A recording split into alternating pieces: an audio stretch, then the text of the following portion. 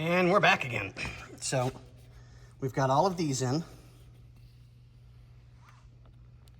So they're all perfect. They're nice and soft and pliable. So all we have left to do is this one on this side for passenger. Same thing on the driver's side. But I noticed, I'm like, we had an extra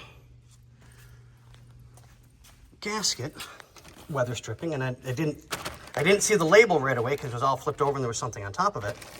And I'm like, oh, let's do the one to the hood.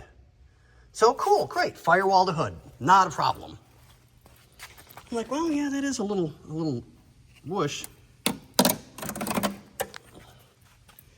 Not anymore.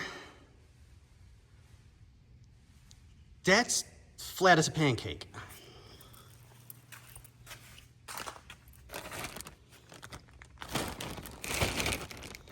That one's not.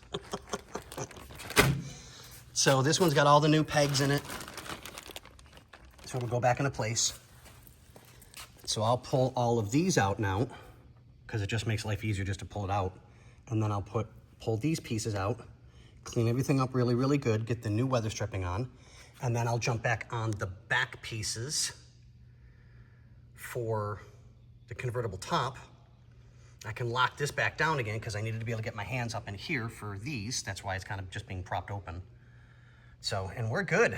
And then I've got just the door seals. Yeah, here's the ones for the back of the car.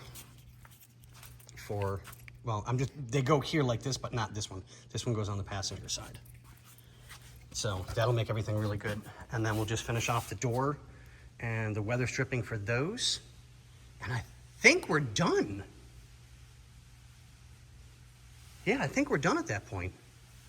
Okay, well, hopefully not much longer. Hopefully nothing gets too messed up that we have to get more in depth, but yeah, so we've got these to deal with yet. Xander started this. He got called away to help on another project for a little bit.